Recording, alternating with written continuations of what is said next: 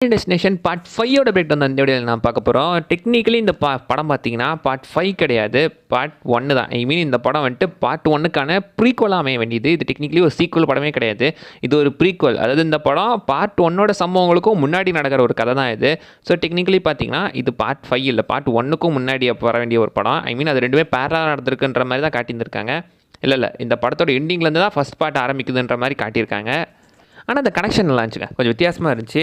And இந்த படத்தோட கதை என்ன வழக்கம் போல் அதே கதை தான். பட் இந்த படத்தில் ஆக்சிடென்ட் எப்படி நடக்க போகுதுன்னு கேட்டிங்கன்னா, இந்த படத்தில் ஆக்சுவலி ஒரு பிரிட்ஜ் ஒன்று உடஞ்சி உள்ள போகுது. ஆட்கள் எல்லாமே பார்த்தீங்கன்னா அவங்க ஃப்ரெண்ட்ஸ் எல்லாருமே ஒரு பஸ்ஸில் வெளியே சும்மா ஒரு ஆஃபீஸ் டூர் மாதிரி போயிட்டு இருக்காங்க. அப்போது ஒரு பார்த்தீங்கன்னா நடுவில் பிரிட்ஜ் வருது. அந்த பிரிட்ஜ் உடஞ்சி அங்கேருந்து எல்லாருமே பஸ்ஸில் கீழே விழுந்து சாகிற மாதிரி தான். அங்கத்தில் பார்த்தீங்கன்னா நம்ம ஹீரோக்கு ப்ரெமனிஷன் வருது. அண்ட் இந்த படத்தில் நம்ம ஹீரோட பேர் பார்த்தீங்கன்னா சாம். அவருக்கு பார்த்தீங்கன்னா ஒரு மாலின்னு ஒரு கேர்ள் ஃப்ரெண்ட் இருக்காங்க. பட் படத்தோட ஸ்டார்டிங்லேயே அவங்களுக்கு பிரேக்கப் ஆகிற மாதிரி தான். லைக் மாலி வந்துட்டு இது செட் ஆகாதுன்னு சொல்கிற மாதிரி தான் காட்டியிருக்காங்க. அண்ட் அவங்களுக்கு ஒரு ஃப்ரெண்டு பீட்டரோட ஆளு கேண்டிஸ். ஸோ படத்தோட ஸ்டார்டிங்லேயே பார்த்தீங்கன்னா அவங்க எல்லாருமே அவங்க ஆஃபீஸ், ஆக்சுவலி நம்ம ஹீரோ சாம் பார்த்தீங்கன்னா ஒரு செஃப். ஸோ அவரோட ஆஃபீஸ் விட்டு எங்கேயோ எல்லாம் டூருக்காக கிளம்பி போகும்போது ஆந்தி வேலை தான் பார்த்தீங்கன்னா அந்த பிரிட்ஜ் உடஞ்சி பிரிட்ஜிலேருந்து எல்லாருமே கீழே விடுற மாதிரி பார்த்தீங்கன்னா அவருக்கு ப்ரெமனிஷன் வருது. எல்லாருமே செத்துறாங்க. செத்துக்கப்புறம் ப்ரெமனிஷன் வந்து வாங்க இந்த தப்பிச்சு போயிடலாம் அப்படின்னு சொல்லி எல்லாத்தையும் கூட்டிகிட்டு போயிடுறாரு. பிரிட்ஜிலேருந்து அவங்க எல்லாருமே எப்படியோ எஸ்கேப் ஆயிடுறாங்க. ஆஸ் யூஷுவல் வழக்கம் போல் பார்த்தீங்கன்னா உங்களுக்கு எப்படி இது தெரியும்னு போலீஸ்லாம் அவங்கள கூப்பிட்டு போய் வச்சு வழக்கம் போல் விசாரிச்சுட்டு அவங்கள அமுச்சு விட்டுறாங்க. ஸோ இப்போ இந்த ஆக்சிடென்ட்டில் பார்த்தீங்கன்னா 8 பேர் எஸ்கேப் ஆயிருக்காங்க. அதில் நம்ம ஹீரோ சாமு, அவரோட ஆளு மாலி, அப்புறம் அவரோட ஃப்ரெண்டு பீட்டர், அப்புறம் அவன் பீட்டரோட ஆளு கேண்டிஸ், அப்புறம் பார்த்தீங்கன்னா அவரோட மேனேஜர் மாதிரி ஒருத்தர், அவரோட பேர் டெனிஸ் லேப்மேன். அடுத்து பார்த்தீங்கன்னா கண்ணாடி போட்டவன் ஒருத்தன் ஐசக். படம் முழுக்க பார்த்தீங்கன்னா அவன் பொண்ணுங்க பின்னாடியே சுற்றுற மாதிரி காட்டியிருந்திருப்பாங்க. கொஞ்சம் காஜி பிடிச்சி தான் அலைஞ்சிட்டு இருக்கான். அண்ட் அடுத்து பார்த்தீங்கன்னா ஒலிவியான்னு ஒரு பொண்ணு, ஸ்பெக்ஸ் போட்டிருப்பாங்கள்ல அவங்க. அண்ட் அடுத்து நேத்தன் ஒருத்தன், இவருமே நம்ம ஹீரோக்கு ஒரு ஃப்ரெண்டு மாதிரி தான். ஸோ இவங்க 8 பேர் பார்த்தீங்கன்னா எஸ்கேப் ஆகிற மாதிரி காட்டியிருந்திருக்காங்க. அண்ட் அடுத்து இவங்க 8 பேர் தான் டெத்து ஒவ்வொருத்தரையாக தேடி போட்டு தள்ள போகுது. அண்ட் ஆஸ் யூஷுவல் பார்த்தீங்கன்னா வழக்கமாக தண்ணியில் தானே ஒரு முக்கியமான டெத்ஸ் எல்லாம் நடக்கும் இந்த படத்தில். டெத்தே தண்ணியில் தான். எல்லாருமே தண்ணிக்குள்ளே அந்த பிரிட்ஜிலேருந்து விழுந்து சாகிற மாதிரி தான் காட்டியிருந்திருப்பாங்க. டெத்தே ஒரு மாஸ்ட் வாட்டர் ஏரியாவில் நடந்துகிட்டு இருக்கு. ஃபஸ்ட்டு டெத் ஆகுறது நம்ம பீட்டரோட ஆளு கேண்டிஸ். ஸோ கேண்டிஸ் தான் ஃபஸ்ட்டு சாகிறாங்க. கடைசியாக சாம் செத்துருப்பாரு. பட் ஒரிஜினலி பார்த்தீங்கன்னா வந்துட்டு சாமோட ஆளு மாலி நமக்கு செத்துற மாதிரி காட்டியிருக்க மாட்டாங்க அந்த ப்ரெமனிஷனில். ஆனால் மாலி லாஸ்ட்டாக அந்த ஃப்ளைட் ஆக்சிடென்ட்டில் இறந்துருப்பாங்க. இது எப்படின்னு தான் தெரில. ஸோ ஒரு சின்ன இன்கன்வீனியன்ஸ் இந்த படத்தில் இருந்துட்டு தாங்க இருக்குது. அங்கங்கே இன்கன்சிஸ்டன்சி இருக்குது. நான் படத்தோட லாஸ்ட்டில் மென்ஷன் பண்ணுறேன். ஸோ இப்போ அவங்க இறந்தவங்க எல்லாத்தையும் பார்த்தீங்கன்னா இறுதி அஞ்சலி நடக்குதுல, அந்த சிமெட்ரியை நீங்கள் பாருங்களேன். ஒரு நியூஸ் ரிப்போர்ட் பண்ணிக்கிட்டு இருப்பாங்க. அந்த சேனல் பேர் பாருங்கள், channel number 13. So channel 13 as usual 13 எல்லா படத்துலையும் இந்த 13ன்ற நம்பர் வந்துடும். இங்கேயுமே இந்த 13ன்ற நம்பர் வந்திருக்கு. அதுக்கான ஒரு ரெஃபரன்ஸ். அண்ட் அங்கே தான் பார்த்தீங்கன்னா அந்த கர்னர், ஐ மீன் நம்ம வில்லியம் பிளட் வர்த்தை காட்டுறாங்க. அதெல்லாம் பற்றி அவர் வந்துட்டு இருக்காரு. 2 படத்துக்கு அப்புறம் இந்த படத்தில் தாங்க வந்து மூஞ்சியை காட்டு போயிருக்காரு. ஃபர்ஸ்ட் 2 பார்ட்டில் வந்திருப்பாரு, அப்புறம் இந்த பார்ட்டில் வந்திருக்காரு. ஸோ டெக்னிக்கலி பார்த்தீங்கன்னா அவர் இந்த படத்தில் ஏன் வந்தார், எப்படி வந்தாருன்னு தெரியல. பட் அவர் ஒரு கர்னர் தானே, ஆக்சுவலி பணங்களை அடக்கம் பண்ணுற வேலையை பார்க்குறாரு தான். ஸோ பணத்தை கலெக்ட் பண்ணுறதுக்கு தான் அவர் வந்திருக்காரு. அங்கேயுமே வந்து அவர் வச்சுட்டு போகிறாரு, மரத்துலேருந்து யாருமே தப்பிக்க முடியாதுன்னு போயா அப்படின்னு சொல்லி பார்த்தீங்கன்னா அவங்களையுமே அமுச்சு விட்டுறாங்க.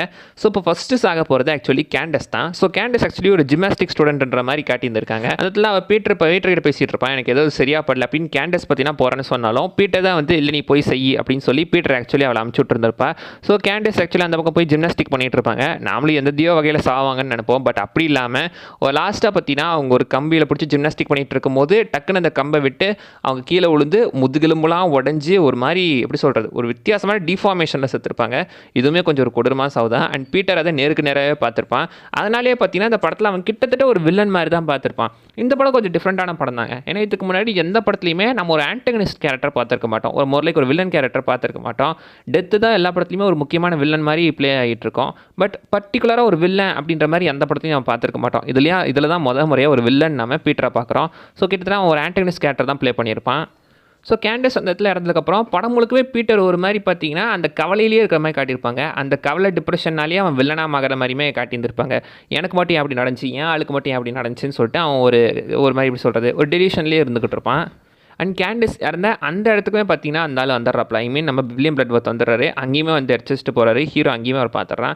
ஸோ இப்போ ஆஸ் யூஷுவல் எல்லாரும் பார்த்தீங்கன்னா வழக்கம் போல் அவங்க வேலையை பார்த்துட்டு இருக்காங்க. அண்ட் அவங்க ஆஃபீஸில் ஒரு சின்ன மீட்டிங் நடக்கும். அங்கே தான் ஒலிவியாவும் ஐசக்கும் பார்த்தீங்கன்னா இப்போ 2 கண்ணாடி போட்டவங்களுமே வேறு இடத்துக்கு போயிட்டு இருப்பாங்க.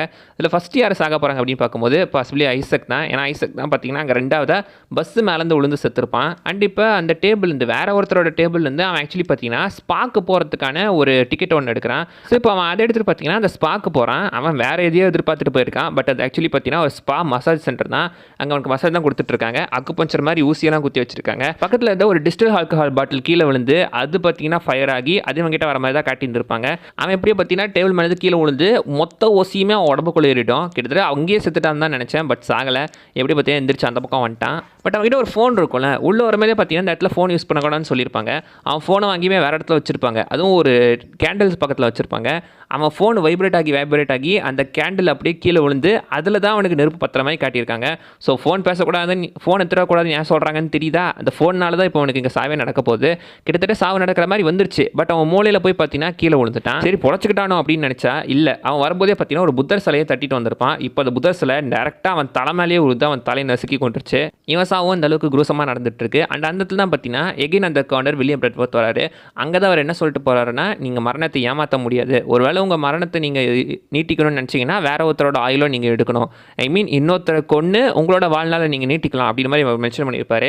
இது நம்ம பீட்டரோட மைண்டில் ஆழமாக போயிஞ்சிரும். அப்போ நாம் வாழணும்னா இன்னொருத்தரை கொள்ளணுமா அப்படின்றது அவனுக்கு தெரிஞ்சு அப்போ இருந்து கொலை பண்ணுற மூலியே தெரிஞ்சுக்கிட்டு இருப்பான் உயிர் பிழைக்கிறதுக்காக. அண்ட் அடுத்து அலிவியா தான். அலிவியா இப்போ ஐ ட்ரீட்மெண்ட்காக ஒரு ஹாஸ்பிட்டல் போயிருப்பாங்க. அங்கே லேசர் ஐ ட்ரீட்மெண்ட் நடக்கும். பட் அது மிஸ்ஃபெயிலியர் ஆகி அவள் பார்த்தீங்கன்னா வெளியே தண்ணி குடிக்கிறதுக்காக டம்ளரில் வச்சுட்டு வருவா.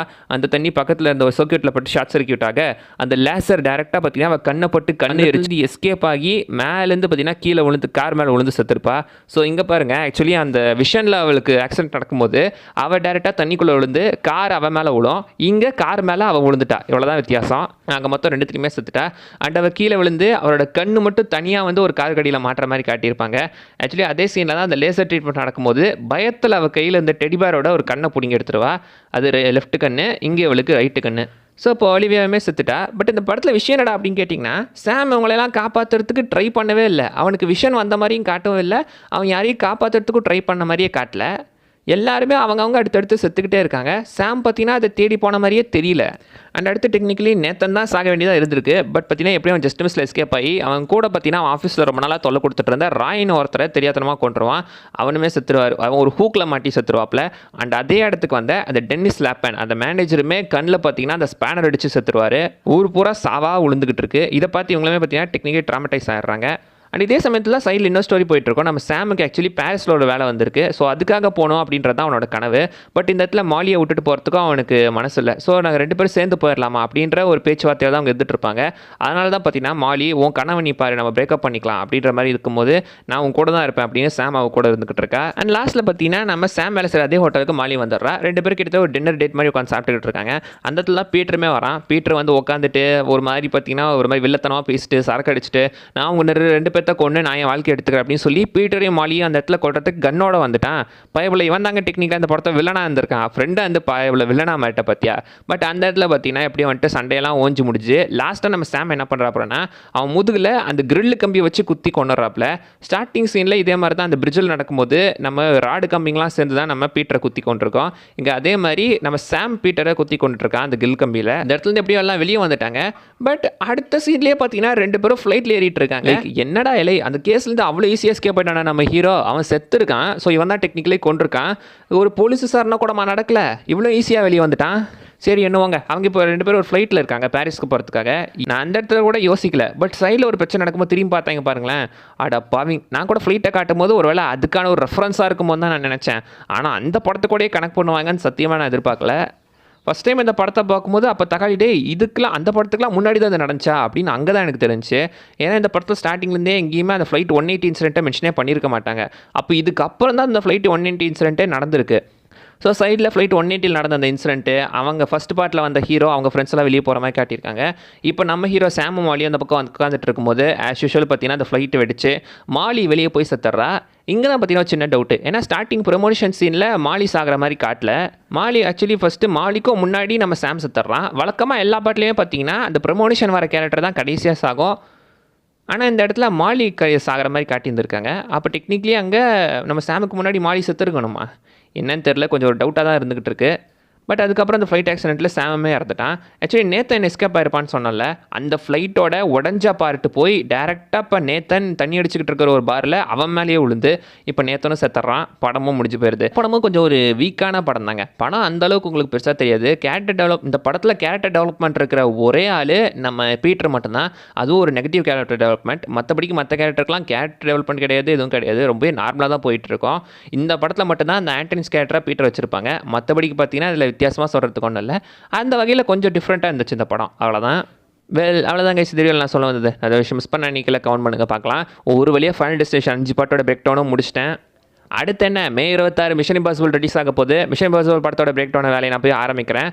அந்த படத்தோட மிஷன் இம்பாசிபிள் பிரேக் டவுனில் மீட் பண்ணலாம். அது வரைக்கும் பை பாய்.